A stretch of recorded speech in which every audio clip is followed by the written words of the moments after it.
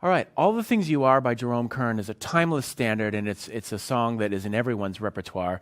In this etude, All the Things We Are, we're going to just dive right in by using chords and bass lines right at the same time, right from measure one. So the way that this kicks off is using a lot of staccato figures like we've seen in the previous etudes and some repeating moves. So we see in the first two bars this same kind of move musically and physically on the guitar. We have 2 eighth notes on beat 1 followed by an offbeat on 3.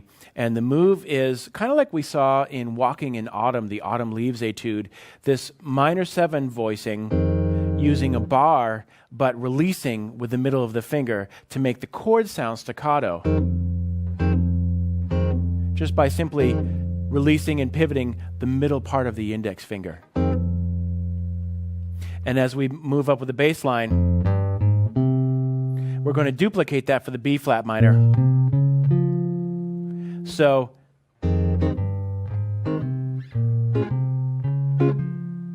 it's the same exact move in both first position and in sixth position to capture both the F minor 7 and B flat minor 7 chords. For the E flat chord, you could play a dominant 7th chord, but since if we're moving at a brisker tempo, and due to the staccato nature of these chords, it's okay to use a different chord voicing that'll work. So in this case, we're going to use a 9 sus4. And that voicing sounds just fine, but the point is that you don't have to get into a straight E flat 7 chord voicing like this, or a 9 or a sharp 9 or anything. If physically you're moving at a tempo where you can't get there, it's okay because again, it's more the feel than the sound. I mean, obviously you have to play the right chord, but it's okay that you use a sus structure, which is a lot easier to physically articulate in this context because it's just using one finger. So say if we were moving at a faster tempo from the top, it's a lot easier for me from the B flat 7 to just go into keep that same fingering. That'll work just fine to convey the sound of the E flat, especially since the bass is nailing that root right on the head. So that's just something to keep in mind, especially if you play at faster tempos. For then we move down to the A flat, and what's interesting at the end of this measure 4, we're using a tritone sub to chromatically approach the D flat major 7. And this is a nice way of doing it with a chord where we're outlining the A flat major 7 chord. And when we get on that D, we'll actually outline it with a full chord. And this is nice because, again, we have contrary motion. The chord is moving down, while the top note and the voicing is moving up. So it's contrasting or contrary motion is the name of it that they use. So that's a nice feature to use in your chord voicings. Let's take a look at that A flat major 7 for a second. There's 2 ways of fingering that. I think most people would finger that A flat major 7 chord as in this way. So we have 1, 3, 4, 2. That's generally the fingering that we learned when we first learned that chord. And that's fine, I think, depending on tempo. So here's another example of where the tempo of a piece can indicate what you use for a fingering. If the song was nice and slow, then we could use that fingering.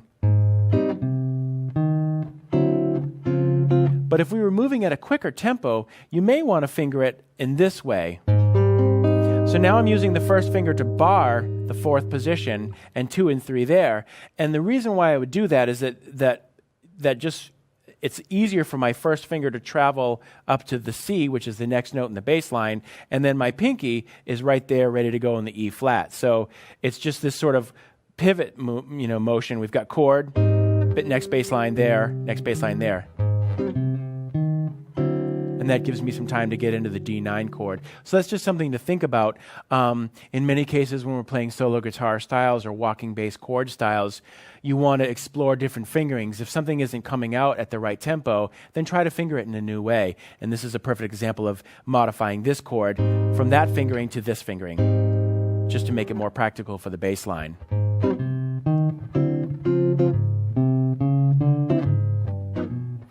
Now we're suggesting a new tonal center with a C.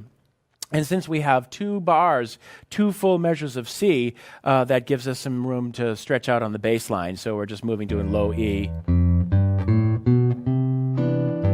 And then we go back to a C in measure 9, but this time it's a C minor tonality. We're going to start off with a nice C minor chord voicing. And we're using the same concepts that we've looked at before into this F minor 7.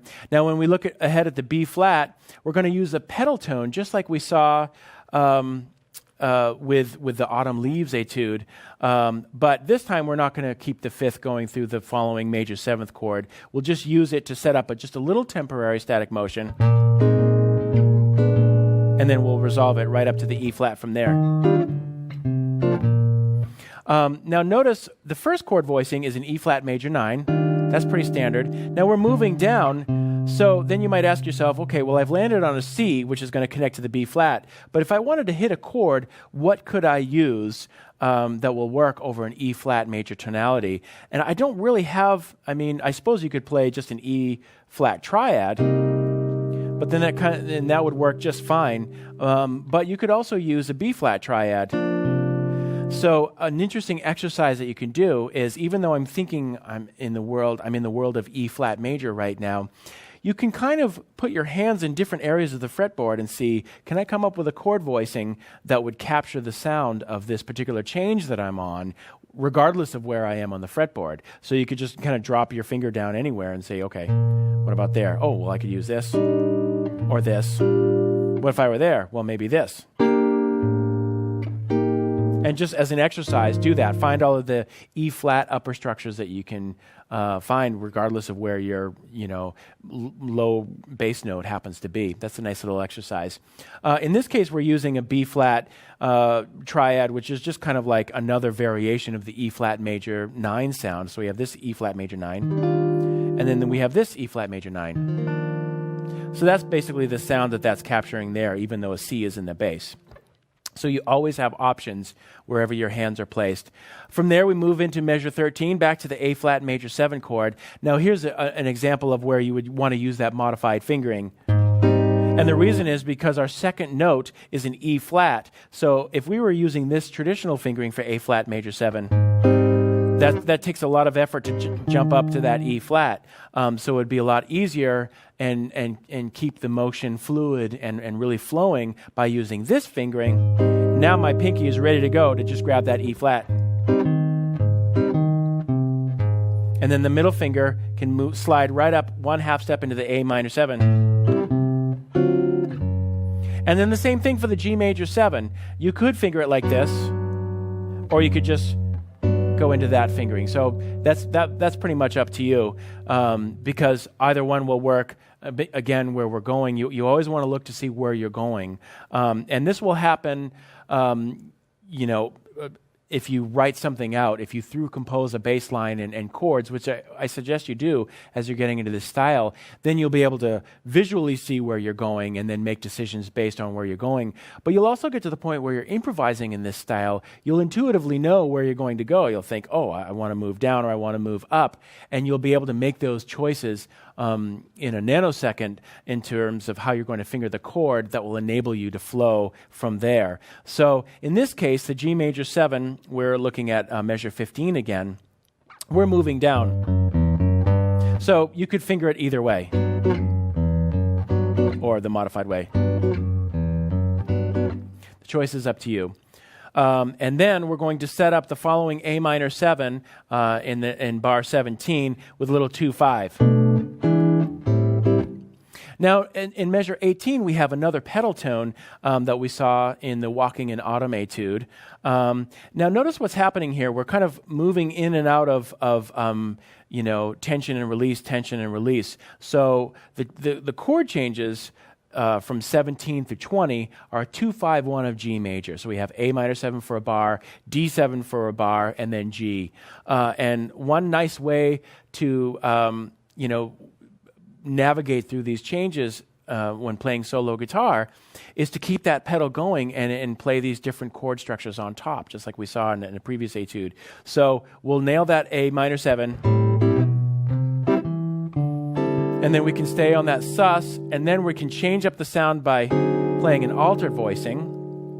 And then there's your tension. Our resolution will be kind of like a G major 9 over D, kind of like a nice Steely Dan chord voicing. And then we can play like a G11. And all of these sounds just kind of fuse together, you know. I mean, it's simultaneously an A minor 9, you know, kind of sound. Or a D sus sound and a G11 sound. They're all the same sound, so it's kind of a nice thing to do to meld these different 2-5-1 sounds together in the context of a pedal tone. I really like the sound of that. So we're going from a G major 9 over D, G11 over D, then back into the sus, and then maybe a little cluster. And then we're off of that right up into a new tonal center of E major. So we're moving up to the F sharp half diminished. We've seen this voicing before. This is a B7 flat 9 in measure 22, but we're using a diminished 7th chord voicing on the 3rd, a D sharp. And then we go into the E major 9. And then we bring it home with a C7 sharp 5 chord that's going to set up our final phrase here with the F minor chord. So again, to signify the end of a phrase, you might want to do something. It could be anything, but in this case, in other words, instead of just moving through, have some sort of end of the phrase, have a period or the end of a statement, something to let the listener know, and maybe another musician that you're playing with, such as a singer or a horn player, to let them know, okay, we're at the end of the phrase now, we're getting into a new section. So in this case, we're using that static concept to set the stage for the new section, which is the final section of the song beginning in measure 25. So let me just play it through from 17 to 24 real quick so you can hear it in context. Pedal.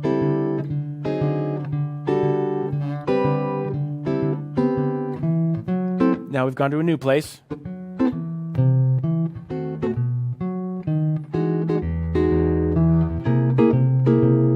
Now we're setting the stage for the final section.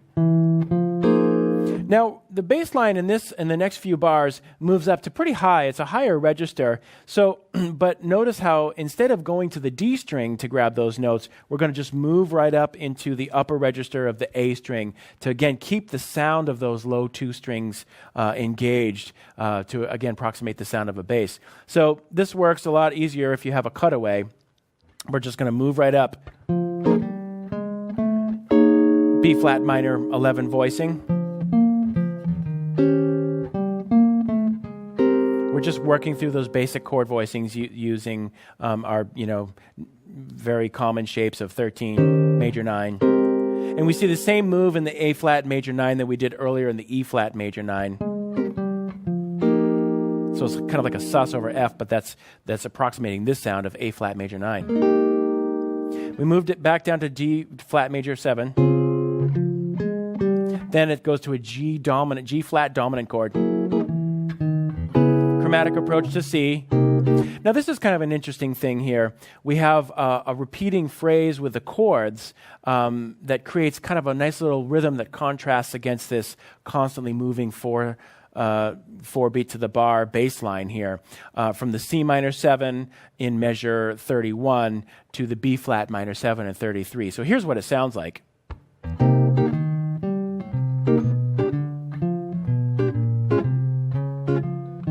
So again, that really captures the sound of kind of like 2 people. It creates the illusion of 2 different people playing. So the rhythm is...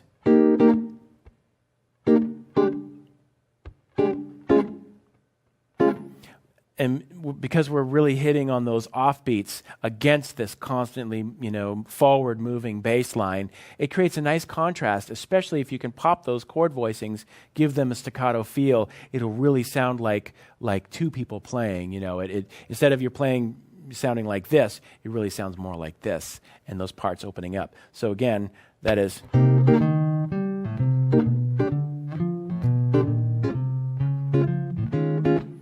And just pop those chord voicings, and you may want to isolate each of those and just pop them. So with the C minor 7, Now, here's another example of a different fingering choice. I'm playing a minor 7 chord, but instead of using my first finger bar, as we've done with the A minor 7 and other chord voicings, I'm going to use a partial bar with my third finger and play the root with my middle finger.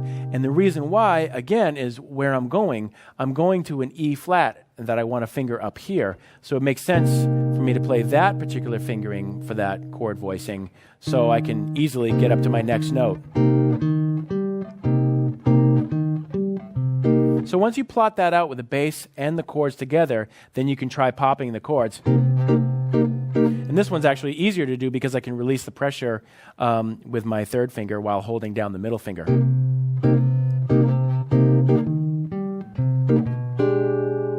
Then we go into the diminished chord, so maybe practice popping those 3 fingers. Now I'm into my fingering, the bar fingering for a minor 7 chord. Why? Because, again, depending on where the bass line is going, I'm walking up in this way. By now, at this point, we've worked through enough etudes that you're probably noticing a lot of same or similar bass patterns, and that's exactly what you should be observing. A lot of these same moves over and over again. I mean, there's a finite number of moves. Sometimes when you're getting into this style initially, it can be overwhelming, thinking, wow, how is it possible that people improvise in this style? Well, it's kind of like it's not infinite. There's only a few ways that you can work through a 2-5-1. Actually, there's more than a few. But after you get working and comfortable with a lot of these different patterns or movements or direct arcs, however you want to think about it, you'll find yourself using these patterns over and over again. And before you know it, you can freely improvise with this, as melodically as well as rhythmically. And you keep doing all of those variations in the prep exercises, then you'll be able to have a command and just, drop in a chord jab in the same way that a pianist would with his or her right hand, or a drummer, or any instrument. Becomes very organic in that way. So these patterns will become part of your vocabulary that you'll then be able to drop in at any time you want. So let's finish this off here. We've done our move from 33 to 34 that we've seen before. Again, I'm going to use my sus voicing for the 5. Why? Because it's easy. It's there. The first finger's ready to go. I'm not going to make it too complicated. And then we'll resolve to the A flat. Or you can finger it this way. And then we're just going to end off the song. Again, here's another example of something that you might do to end the song. Or, maybe this could be a solo break. And what we're doing is just playing around with the chords. F, G diminished 7 moving into A flat 6. Now, if you wanted to end the song with a relative major, A flat, that could be a way to get into it. But we're taking it to another place, and here's another example of constant structure using a minor 11 voicing. That's really nice. It sounds great in these songs in a jazz style, and it's physically easy to play. It's just a partial bar with a middle finger. So again, you're basically harmonizing this melody with constant structure.